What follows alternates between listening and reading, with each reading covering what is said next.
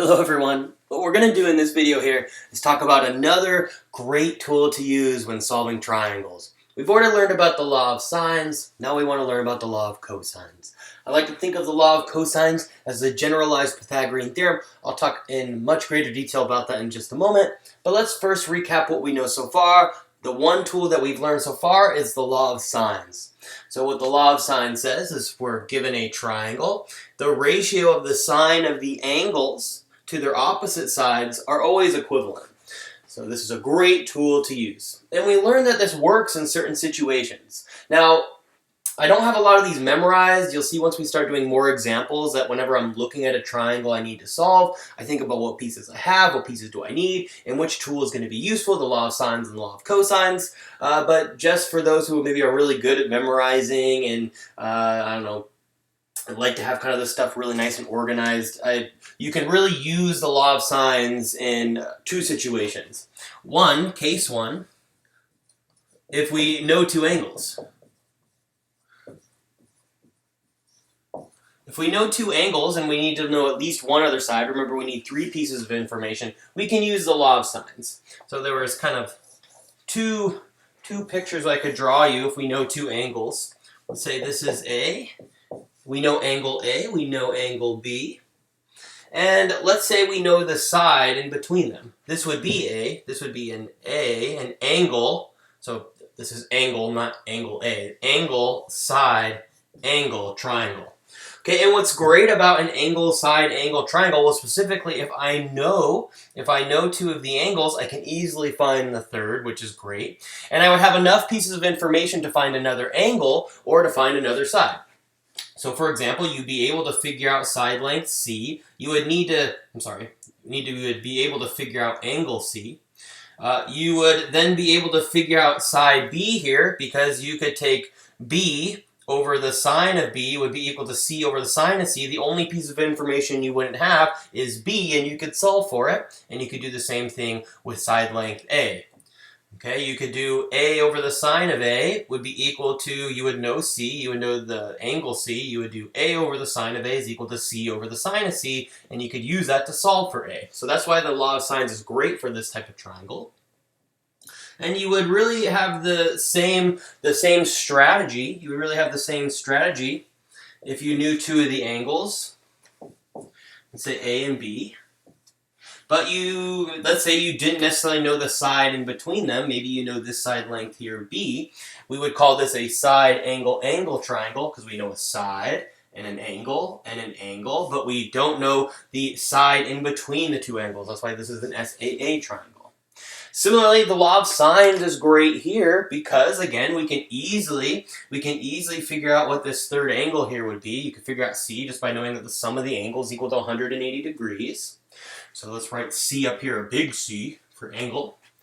Okay, so then we could find, let's see, we could have found A without even knowing this C. So we could have figured out side length A by taking A, which we don't know, over the sine of A, which we would know, and that would be equal to B, which we know, over the sine of B, which we know, and you could solve for A. You could easily figure out this angle C because you know these two angles. And to figure this length C, you could do C divided by the sine of C. Could be either equal to A over the sine of A or B over the sine of B. Either way would work, and you could easily solve for A. So law of sines is great for this situation.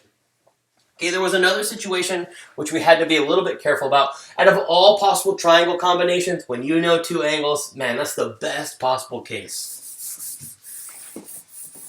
Okay, there was a case 2. This was the ambiguous case.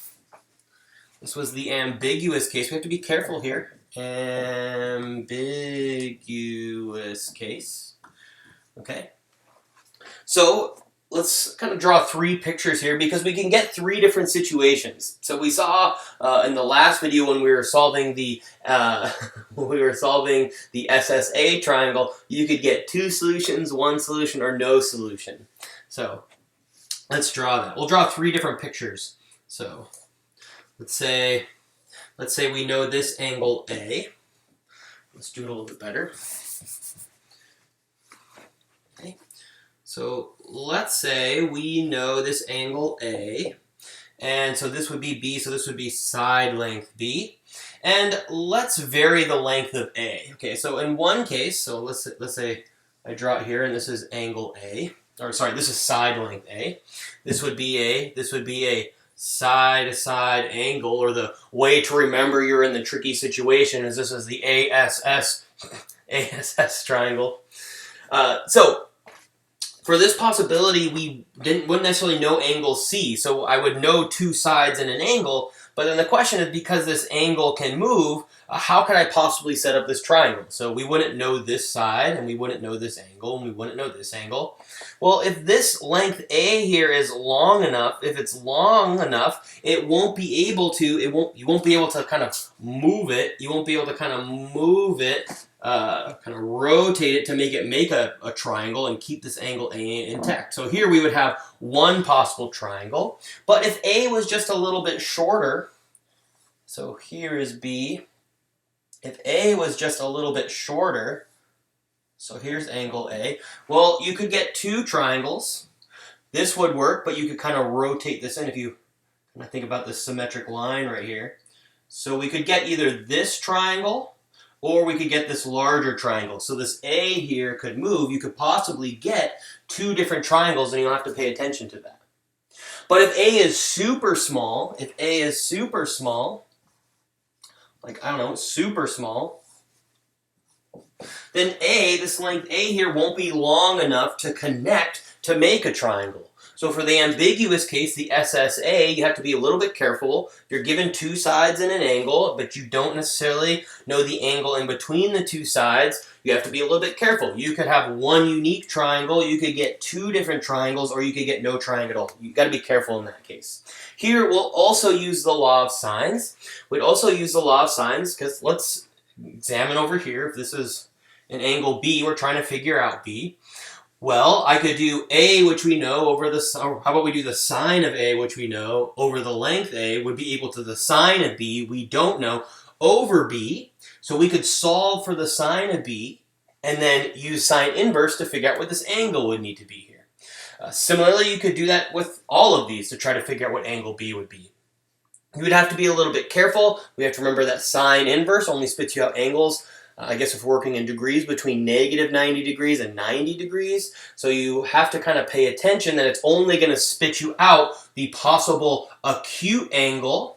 We have to look at the unit circle, do 180 minus, to think that we could have an acute angle, or we could have the obtuse angle. So we got to be a little bit careful. You got to examine those cases. And this is just out of all possible combinations, the SSA triangle, or the ass triangle, is the one that's the biggest pain in the ass. So just be careful with these ones. All right, but now what we want to do is we need a new tool, and I will illustrate why we need this new tool here pretty soon. But let's just talk about this other possible tool that we could use where maybe the law of sines won't work, and that's called the law of cosines. So what I'll do here is I'm just going to introduce the law of cosines. Okay. So I think I'll prove it at the end. So I think I'll prove the law of cosines in another video. Here I'm just going to introduce it. Let's briefly work with it. We'll learn why it's true, why it's called the generalized Pythagorean theorem, and then we'll just get tons of practice. Okay, the law of cosines. So let's draw a triangle. So here's angle A, here's angle B, here's angle C. This is side length A, this is side length B, this is side length C. Okay, this is what the law of cosines says. The law of, I already have it written up here, but I'm going to write it again. Cosines. Okay, so it's a generalized Pythagorean theorem because it really has all the great flavors of the Pythagorean theorem. It just has extra pieces added to them. So here we could say that a squared is going to be equal to b squared plus c squared. It already smells Pythagorean to me. But there's a piece that's being added to this, or subtracted, that is basically taking into account that this is not a right triangle. Remember, the Pythagorean theorem only works with right triangles. So what's true about the law of cosines, it says that a squared is equal to b squared plus c squared minus, we have this extra piece, the 2bc times the cosine of angle A. This is the extra piece that is added. Okay. Similarly, we could just rearrange the letters. There's 3 different versions of it. We could also say that b squared is equal to, now I'm just going to do the square of the other length, so how about a squared plus, what we don't have a c yet, c squared. Now we're going to minus a 2ac, and then it's going to be the cosine of the angle that has to do with the one that's up front. So let's be the cosine of angle B. Similarly, we could have that c squared is equal to a squared plus b squared. The piece we add on is minus 2ab times the cosine of c. This is the law of cosines. So it's really just a generalized Pythagorean theorem.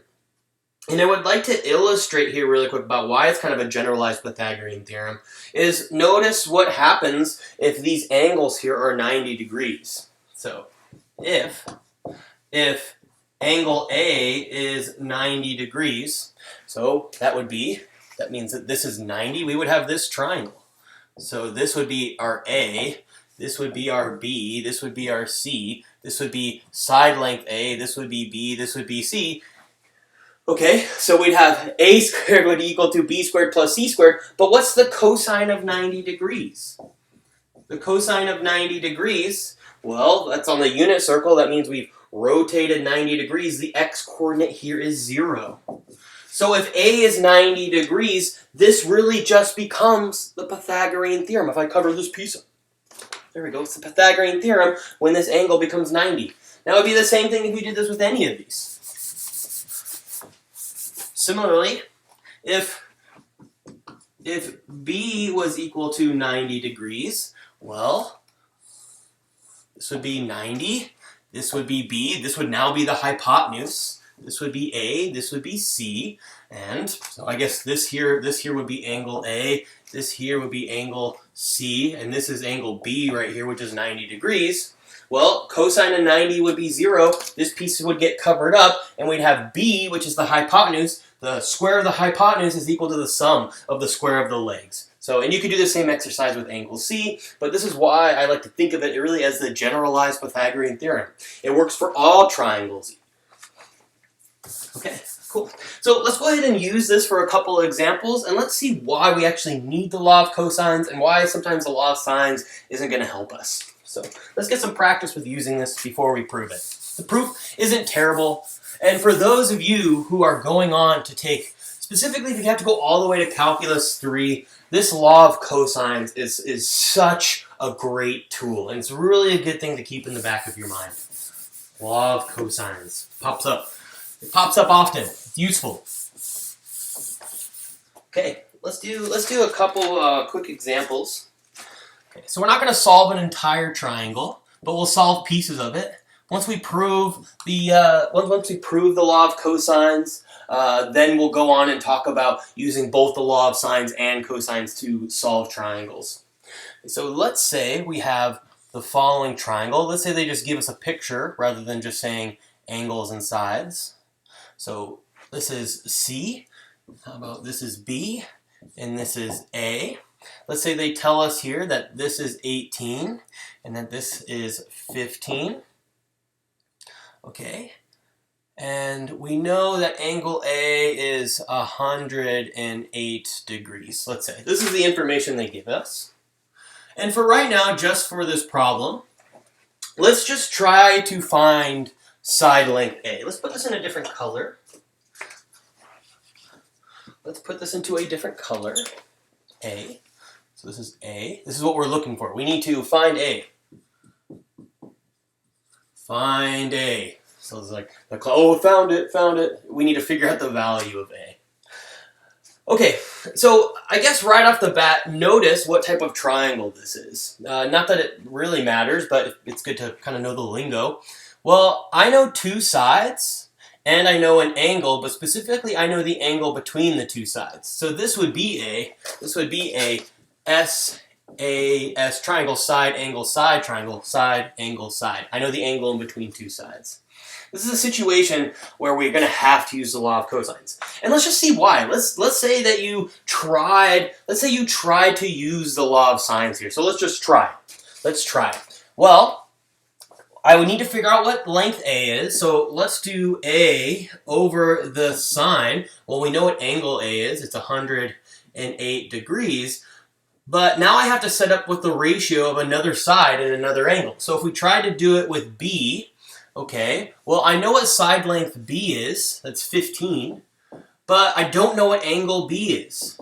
Sine of B. So this is like, I don't know, super frowny face. Because I need to figure out what A is, but if I don't know what angle B is, then I can't solve for A.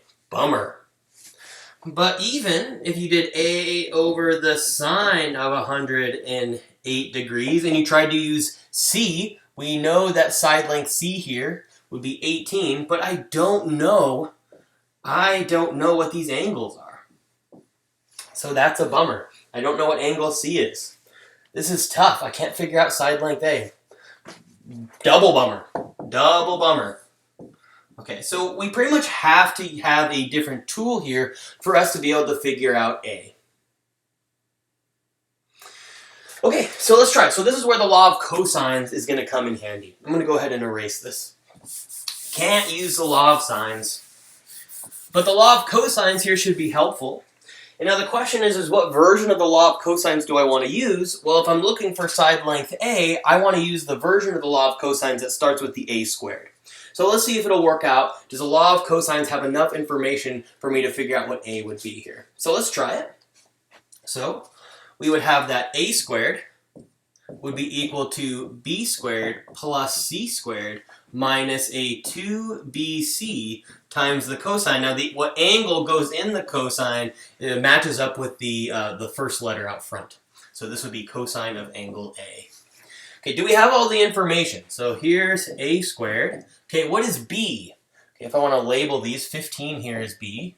And C, side length C would be 18. So this would be a 15 squared plus an 18 squared minus a 2. Okay, our B was 15, our C was 18, and then we have the cosine. We know angle A, 108 degrees, and would you look at that? Would you look at that?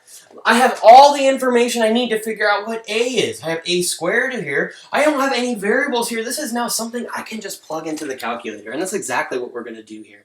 Okay, first thing to be careful of, though, is to note that we're working in degrees. So we're going to turn on our calculator. First thing, just get in the habit of doing this. Push the mode. I'm already in degree mode.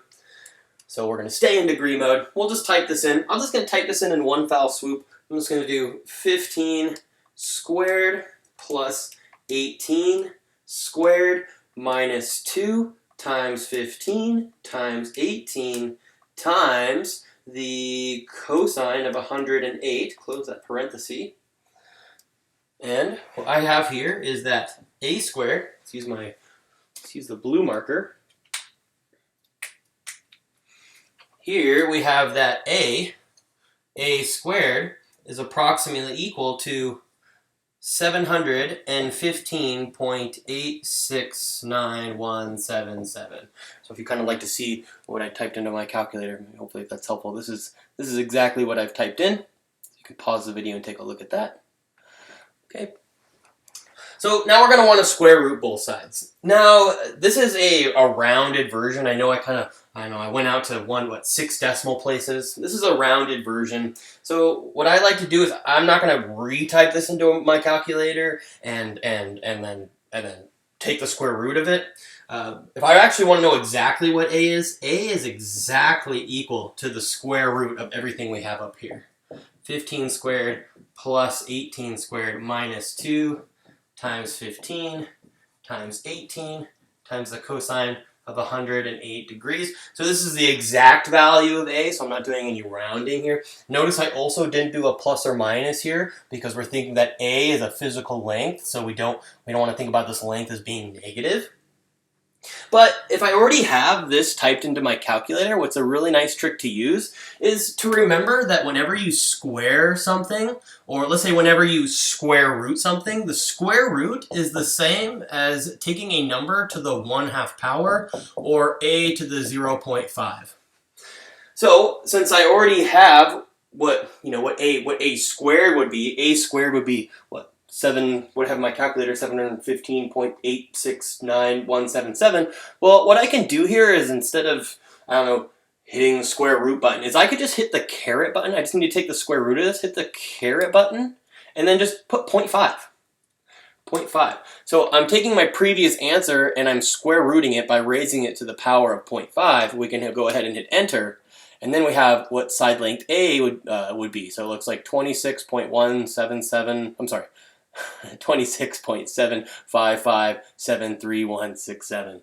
Okay, so let's round to, I don't know, 3 decimal places. So A is going to be 26.756. So we found length A here. We could use the law of cosines. Okay, let's do one more example.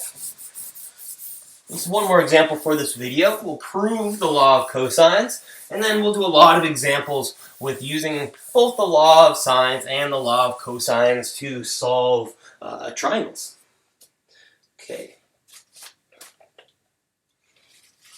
So we just used the law of cosines in this situation to find a side.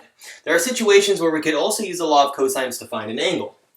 So let's draw a picture.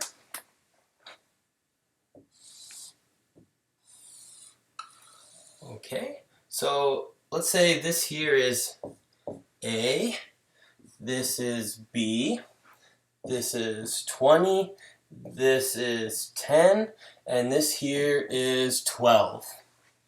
Okay, our job here, let's erase these pieces here. Our job here is to figure out, I don't know, the book might say theta. Try to find angle theta. Find theta. Okay, if we want to figure out what theta is, this is just using this is just saying that theta really would be the same thing as angle C. So this would be almost kind of saying find angle C. Okay, so if we want, we can label more of this. So this would be angle A. It's not asking us to find angle A or angle B. We just want to find angle C just for this exercise. So that means that this here is A.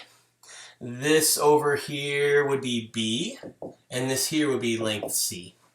Okay. Notice here what type of triangle this is based on the 3 pieces of information they've given us. The only thing they've given us is the 3 sides of the triangle. So this is a side, side, side triangle. A side-side triangle is a situation where we'll need to use the law of cosines. Okay, so let's try to find angle C here. Okay, so what we want to do is we want to use one of the versions of the law of cosines that has angle C in it.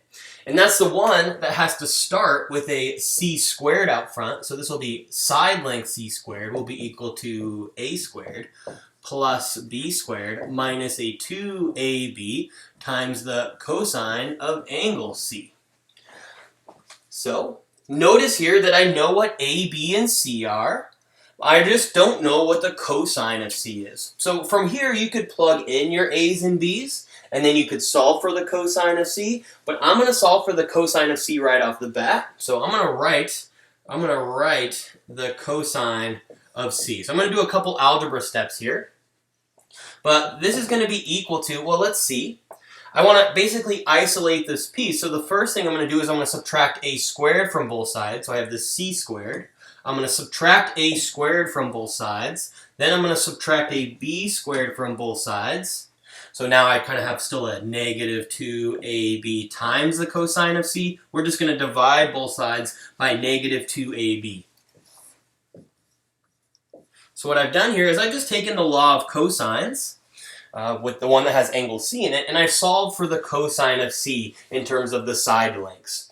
And this is a situation why when we have an SSS triangle that we really do need to use the law of cosines here because I know all 3 of the lengths and I could possibly, or we can, solve for angle C here. Notice before I go on any further, if you try to use the law of sines here, it wouldn't work because we don't know any of the angles. Remember, if we tried to figure out angle C, well, the only thing we could set up would be what? We'd have the sine the sine of c, which we don't know, over side length c, which is 20. But that would have to be equal to the cosine of b over its length, but I don't know angle b. I don't know angle b over 10. So I can't solve for angle c. Similarly over here, if I tried to set it up with an a here, and over side length a, which is 12, I'd have the same problem. I can't solve for angle c without at least knowing what angle a is or angle b is. So unfortunately, when we have an SSS triangle, the only tool we have to at least figure out one of the angles, and then we could continue from there, is I have to use the law of cosines. So let's do it. So when we have an SSS triangle, if we know three sides, we got to use the law of cosines to find one of the angles. In this case, this specific problem asks us to find angle C, but you could find angle A and B also using the law of cosines here. Okay, so let's see what this is. So essentially what C is going to be here, is the cosine inverse of this. So I'm going to do the cosine inverse of both sides. So here we'll have c squared minus a squared minus b squared all over a negative 2ab. So let's plug everything in. So this angle C here, well, what's our A? Our C is 20, so this will be 20 squared minus 12 squared minus a 10 squared, all over a negative 2ab, 12 times 10. Okay, so this is the exact value. This will be the exact value of C. But if we want to know what this roughly is, we'll want to use our calculator. So in this case here, if you want it, if we wanted to spit out an angle, remember inverse trig functions spit out angles. Well, what type of angle do you want? Do you want it in degrees? Do you want it in radians? We've been working in degrees, so let's stay working in degrees. Make sure your calculator is in degree mode. So let's go ahead and type this in. So let's think about a couple ways. So we could type this in one foul swoop. So I'm going to go ahead and first type it in here and show you what I'm doing. So I'm going to go ahead and first put our cosine inverse button. And what I'm going to be paranoid about is parentheses. I need to make sure in our calculator that I have this whole numerator in parentheses and this whole denominator in parentheses. So you could do this in a couple steps if you want, but I usually like, when possible, to type something completely into the calculator. So I'm going to open up a set of parentheses. I'll do 20 squared minus a 12 squared minus a 10 squared. I will close this parenthesis. Now I'm going to divide. I need to open up a new parenthesis. A negative 2 times a 12 times a 10. And now I'm going to close this parenthesis. Okay, and then I'm going to close the bigger parenthesis around the cosine inverse. I'm going to go ahead and enter. Okay, so I'll kind of hold this up to the camera so you can see what I typed in. So, other side. This right here, this blue thing, here. This is what I've typed in. Here. Okay, hopefully you found that helpful. So we found that angle C here is 130.5454 degrees. So that is angle C. Okay. So that's how we use the law of sines. The law of cosines to find sides in an angle. It looks like I have a couple practice exercises. Let's just do 2 practice exercises for you just using the law of cosines to find a side length and an angle. And then we'll go ahead in the next video and prove the law of cosines. So I'm going to put 2 problems up. I just want you to pause the video, just get some practice with finding a side length and an angle using the law of cosines. So try. We're going to go ahead and try. Okay.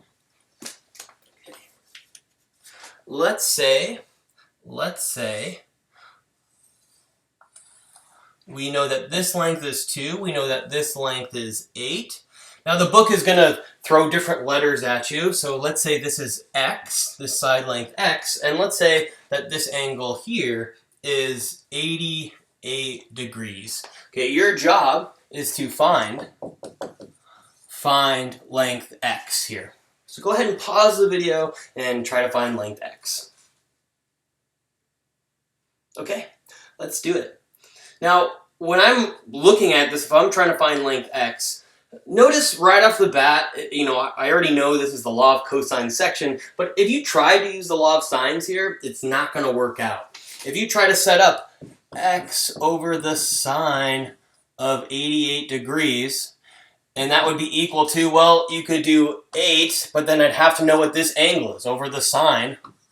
If we want, we could label this being A, this being B, and this being C, which means that x is the same thing as little b.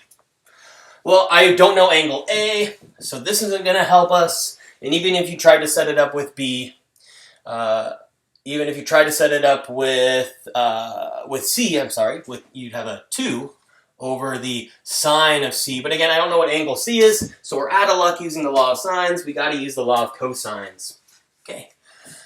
So we need to use the law of cosines to find length x. So I just remember the law of cosines really as kind of like a generalized Pythagorean theorem. I need to find this length here, x. So we're going to say x squared is going to equal to the sum of the squares of the other two sides. So that'll be equal to 8 squared plus 2 squared minus a2. 8 times 2 times the cosine of the angle, the angle. So remember, this is the opposite side to angle B, so it would be over the cosine of B, and B is 88 degrees. And now we can go ahead and plug this into our calculator. Okay, so I'm going to get a 8 squared plus a 2 squared minus a 2 times 8 times 2 times the cosine of 88 degrees. We already know we're in degree mode. I'm going to go ahead and enter. So this is what I got for x squared, for x being squared. But I don't want to know what x squared is. I want to know what the square root of this is. So what I'm going to type in my calculator is I'm going to take the result that I have. I'm going to push the caret button. I'm going to raise that to the 0.5 power and hit enter. And this tells us that x is approximately equal to 8 point, let's round to 3 decimal places, 178. So if you want to take a look exactly what I typed into my calculator, I'll lower it a little bit. That's what I have here.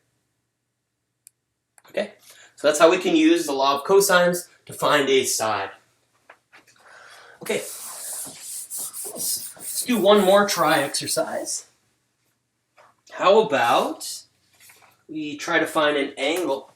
So let's say we're given this triangle here. Let's say this length here is 122.5. So this side is 122.5. Let's say this side here is 154.6. Let's say this side is 60.1. And let's say our job is to find angle theta. So go ahead and pause the video and go ahead and give this a shot. Okay, let's do it. You should note that in this problem, I can't use the law of sines. Try as you might, you won't be able to use the law of sines to find angle theta. So we should use the law of cosines. Okay, so how are we going to set this up? Well, when you use the law of cosines, it first starts out with the side that's being squared. The side that's being squared is the one that's opposite to the angle. So if I'm setting up the law of cosines here, how about I label these? Let's call this. So this would be A. This would be B. This would be C. If we want to kind of use our how we've been using the ABC notation, we'll call this side length B, side length C. So what we would have here, the version of the law of cosines I want to use here, would be that A squared would be equal to B squared plus C squared. You could have done C squared plus B squared. Order of addition doesn't matter. Minus a 2 BC times the cosine of angle A, which is really what we're calling theta here. So maybe I'll erase this and I'll put a theta here because the book used theta. Okay. So if I want to solve for the cosine of theta, here we would have that the cosine of theta is going to be equal to A squared minus B squared, A squared minus B squared minus C squared, and then I need to divide by the negative 2BC. Okay, so let's plug in all our information.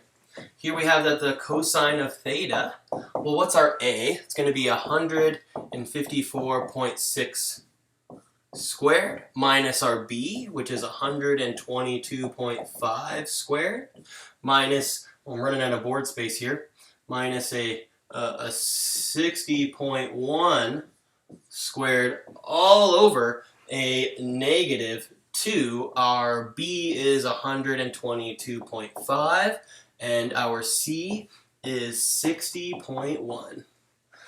Okay, so this is a calculator exercise, and what I'm going to want to do is take the cosine inverse of both sides.